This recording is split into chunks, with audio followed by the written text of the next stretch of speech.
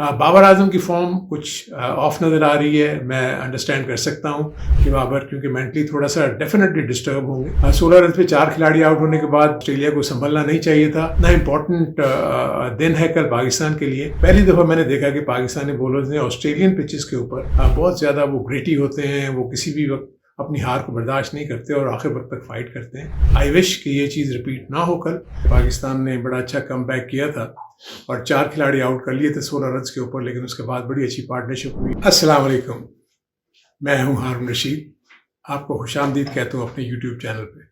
बहुत interesting day था। आज जो टेस्ट मैच हो रहा है पाकिस्तान वर्सेस ऑस्ट्रेलिया मेलबर्न में, दोनों टीमों ने बहुत ही उम्दा कारकर्दगी दिखाई। पाकिस्तान ने बड़ा अच्छा कम बैक किया था और 4 खिलाड़ी आउट कर लिए थे 16 रन के ऊपर, लेकिन उसके बाद बड़ी अच्छी पार्टनरशिप हुई मिच मार्श की और स्मिथ की, और उन्होंने काफ़ी हद तक अपनी टीम को एक ऐसे स्कोर पे तो पहुंचा दिया है जहां पर अब रियल सेंस में पाकिस्तानी बैट्समैन को उनका कड़ा इम्तिहान होगा। अगली स्टेजेस पे हम एक्सपेक्ट कर रहे थे, जैसे कि कल भी मैंने कहा था कि पाकिस्तान की टीम को लीड को जितना कम कर सकती है उतना कर ले, और जो कि पाकिस्तान की टीम ने किया। उनके आखिरी खिलाड़ियों ने तकरीबन 60 से 70 रन के करीब का इजाफा किया, जो कि काफ़ी फ़ायदेमंद साबित हो सकता था, प्रोवाइडेड पाकिस्तान की फील्डिंग वो लैप्सेस ना करती, जिसमें कि मिच मार्च का शुरू में कैच छोड़ दिया जिसकी वजह से, जबकि वो 20 रन पर थे और उसके बाद वो 96 रन कर गए और एक अपनी टीम को 241 रन की अब तक बरतरी हासिल है।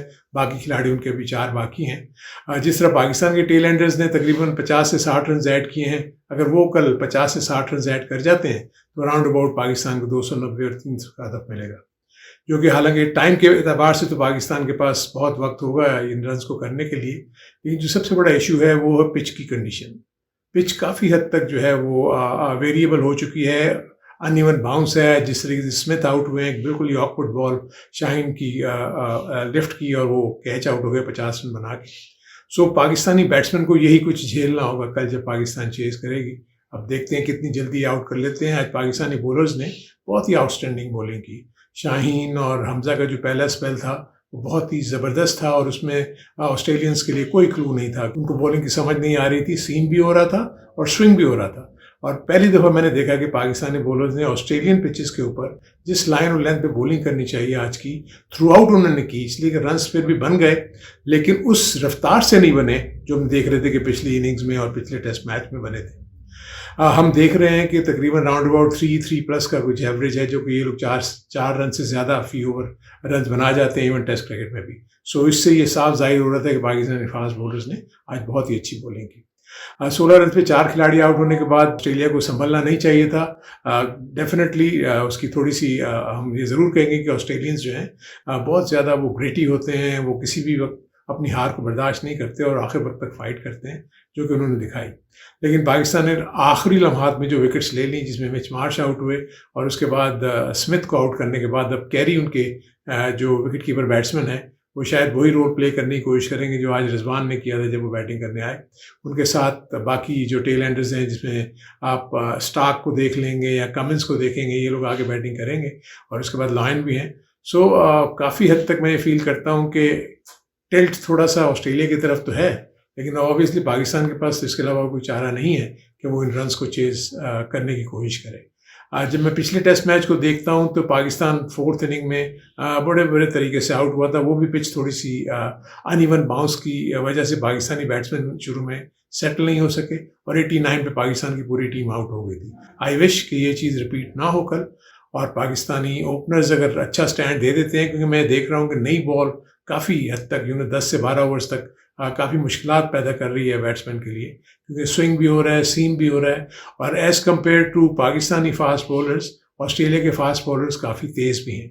लेकिन उसका एक एडवांटेज पाकिस्तानी बैट्समैन को हो सकता है, क्योंकि जब आपकी पेस ज़्यादा हो और आपको ऑब्वियसली अटैकिंग फील्ड रखनी पड़ती है, 3 स्लिप 2 गली और सिर्फ एक आध फील्डर ही आप ऑन साइड पे या ऑफ साइड पे रखते हैं, तो आपको गैप्स मिलने के बड़े इम्कान होते हैं। और गेंद क्योंकि फास्ट बॉलर्स की रफ्तार तेज़ है ऑस्ट्रेलियन फास्ट बॉलर्स की, तो जो भी अच्छा सा टाइम भी होगा और एज भी होगा, अगर गैप मिल जाता है तो वो 4 ही रन होंगे। सो ये वो स्ट्रेटजी है जो कि पाकिस्तानी बैट्समैन को कल अपनानी होगी कि वो कोई भी मौका ऐसा ज़ाया ना करे जहां वो रन्स बना सकते हैं।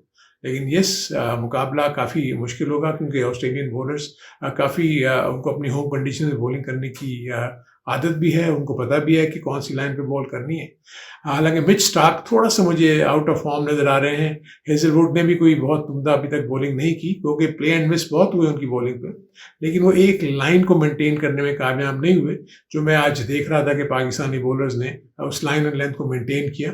पाकिस्तानी राउंड अबाउट 130 के आसपास के इस पे बॉलिंग कर रहे थे, जो कि इतनी ज़्यादा रफ्तार तो नहीं है, लेकिन अगर देखा जाए ऑस्ट्रेलियंस को तो उनकी एवरेज 138 139 के इस पर वो लोग उस पेस पे बॉलिंग करते हैं। तो जब तेज पेस पे बॉलिंग करेंगे तो उसके चांसेस ज़्यादा होते हैं कि बैट्समैन को वो ट्रबल में डाल सके, क्योंकि जैसी ऑकवर्ड बाउंस होगा तो बैट्समैन के पास इतना टाइम नहीं होगा कि वो अपनी स्ट्रोक्स को चेंज कर सके या कुछ कर सके। बाबर आजम की फॉर्म कुछ ऑफ नज़र आ रही है। मैं अंडरस्टैंड कर सकता हूँ कि बाबर क्योंकि मेंटली थोड़ा सा डेफिनेटली डिस्टर्ब होंगे, क्योंकि जिस अंदाज में उनको ट्रीट किया गया, उनको कप्तानी से हटा दिया गया। सो मुझे एकदम से वो याद आ रहा है कि विराट कोहली को भी जब कप्तानी से हटाया गया था तो उनका भी कुछ अर्सा बहुत ही ज़्यादा वो डिसफोकस हो गए थे। उनकी कंसंट्रेशन का वो लेवल नहीं था, उनके कॉन्फिडेंस का लेवल वो नहीं था जो कि हम देख रहे हैं कि आज बाबर तकरीबन उसी फेज से गुजर रहे हैं जिससे कोहली गुजरे थे। लेकिन बाबर एक बहुत बड़े प्लेयर हैं।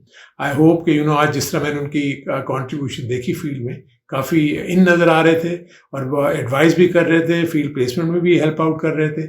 और मैं देख रहा था कि जब वो कैच ड्रॉप हुआ अब्दुल्ला शफीक से तो उन्होंने काफ़ी अपने इमोशंस शो किए कि ये कैच हो जाना चाहिए था।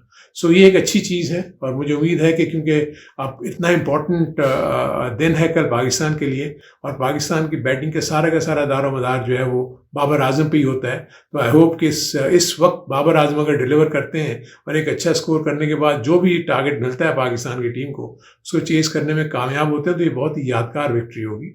और इतना आसान यानी ऑस्ट्रेलिया को ऑस्ट्रेलिया में हराना, हम देखते हैं कि पिछली आप दहाइयों से देख लें हार्डली इक्का दुक्का आपको विक्ट्रीज नज़र आती हैं। सो ये एक कल मौका मुझे नज़र आ रहा है कि पाकिस्तानी बैटर्स को मिलेगा, लेकिन आई विश के पाकिस्तानी बैटर्स उसी तरीके से खेलें जिस तरीके से आज हमने देखा कि ऑस्ट्रेलिया की जो एक पार्टनरशिप जो है 4 विकेट 16 रन पे गिरने के बाद अपनी टीम को एक ऐसी स्कोर पे लेके चली गई जहां कम से कम उनके बॉलर्स के पास और इतने रन्स बोर्ड पे होंगे कि वो उसका मुकाबला कर सकें। सो बड़ा इंटरेस्टिंग बैटल है, कल देखेंगे। हमारी तो ख्वाहिश है कि पाकिस्तान की टीम अच्छा करे और जीते, लेकिन ये नहीं, पाकिस्तानी बैट्समैन को रियल सेंस में अपनी ग्रिट, अपनी टेक्निक और ये सारा कुछ दिखाना होगा। आई थिंक बहुत ज़रूरी है कि पाकिस्तानी बैट्समैन रीड करें और देखें, ऑब्जर्व करें कि ऑस्ट्रेलियन बैटर्स ने बैटिंग कैसे की। आप देखेंगे कोई भी ऑस्ट्रेलिया का जो बैट्समैन है वो बॉल के लिए नहीं गया, उन्होंने बॉल को अपने पास आने दिया। ऑस्ट्रेलियन क्रिकेट पिचेस पे जब तक आप बैक फुट पर नहीं खेलेंगे आपके लिए बहुत ज़्यादा प्रॉब्लम होगी एज ए बैटर। और जहाँ ऐसी अनइवन पिच हो तो अगर आप फ्रंट फुट पे चले गए तो आपके लिए बचने का कोई मौका नहीं रहता। तो आई विश के पाकिस्तानी थिंक टैंक जो भी इनके साथ है इस चीज़ को महसूस करें और अपने बैटर्स को ये कहे कि अपनी जगह पे खड़े रह के बॉल को आने दें, लास्ट मोमेंट में खेलें, क्योंकि वहीं आप का सर्वाइवल भी है। अच्छी बॉल तो देखें किसी को भी पड़ेगी तो कोई भी नहीं बच सकता, चाहे वो कोई भी जितना भी बड़ा बैट्समैन हो। जैसे आज हमने देखा कि जो ट्रेविस हेड को आउटस्टैंडिंग डिलीवरी थी जो मीर हमजा ने की, हवा में भी स्विंग हुआ, बिल्कुल सही लाइन पे गिरा और उसके बाद बैट और पैड का गैप बना और वो बोल्ड हो गए। सो हम एक्सपेक्ट कर रहे हैं कि पाकिस्तानी बैटर्स जब बैटिंग करने आएंगे तो ऑस्ट्रेलियन बॉलर्स का अच्छा मुकाबला करेंगे। हम तवक्को करते हैं कि पाकिस्तान की टीम जो है वो कम से कम अपने दिल में ये ना रखे कि हम पहले से ही मैच हार गए होंगे। पिच को देख के डेफिनेटली बैट्समैन थोड़ा सा परेशान ज़रूर होते हैं कि जब वो वेरिएबल बाउंस देखते हैं कि ऑकवर्ड बॉल आपके ग्लव पे लग रही है, कोई आपके शोल्डर पे लग रही है, कोई बैक पे लग रही है, कभी कभी हेलमेट पे भी आपको बॉल लगती हुई नज़र आती है। सो ये फियर अपने जहन से निकाल देना चाहिए, क्योंकि पाकिस्तान के पास इसके अलावा और कोई चारा नहीं है। उनको जो भी रन्स का अदब मिलता है, जो मैं समझता हूँ कि राउंड अबाउट 270 प्लस के करीब होगा, पाकिस्तान को वो करने के लिए पूरी कोशिश करनी चाहिए। मुझे उम्मीद है आपको ये वीडियो पसंद आई होगी। मैं आपसे यही फिर दरख्वास्त करूँगा और आपसे इजाज़त चाहूँगा कि मेरे